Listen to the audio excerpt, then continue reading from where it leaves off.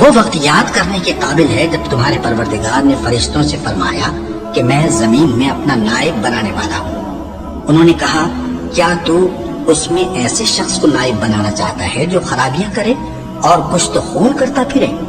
اور ہم تیری تعریف کے ساتھ تسبیح و تقدیس کرتے رہتے ہیں۔ فرمایا میں وہ باتیں جانتا ہوں جو تم نہیں جانتے۔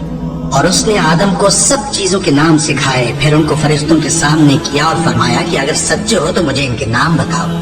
انہوں نے کہا تو پاک ہے، جتنا علم تو نے ہمیں بخشا ہے اس کے سوا ہمیں کچھ معلوم نہیں، بے شک تو دانا ہے، حکمت والا ہے۔ تب اللہ نے آدم کو حکم دیا کہ آدم تم ان کو ان چیزوں کے نام بتاؤ۔ سو جب انہوں نے ان کو ان کے نام بتائے تو فرشتوں سے فرمایا کیا میں نے تم سے نہیں کہا تھا کہ میں آسمانوں اور زمین کی سب پوشیدہ باتیں جانتا ہوں، اور جو تم ظاہر کرتے ہو اور جو پوشیدہ کرتے ہو سب مجھ کو معلوم ہے۔ اور جب ہم نے فرشتوں کو حکم دیا کہ آدم کے آگے سجدہ کرو تو وہ سب سجدے میں گر پڑے، مگر شیطان نے انکار کیا اور غرور میں آ کر کافر بن گیا۔ اور ہم نے کہا کہ اے آدم تم اور تمہاری بیوی بہشت میں رہو اور جہاں سے چاہو بے روک ٹوک کھاؤ پیو، لیکن اس درخت کے پاس نہ جانا، نہیں تو ظالموں میں ہو جاؤ گے۔ پھر شیطان نے دونوں کو اس درخت کے بارے میں پھسلا دیا اور جس عیش و نشاط میں تھے اس سے ان کو نکلوا دیا۔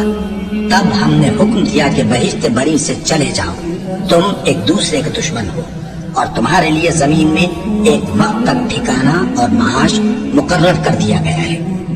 پھر آدم نے اپنے پروردگار سے کچھ کلمات سیکھے اور معافی مانگی تو اس نے ان کا قصور معاف کر دیا۔ بے شک وہ معاف کرنے والا ہے، بڑا مہربان ہے۔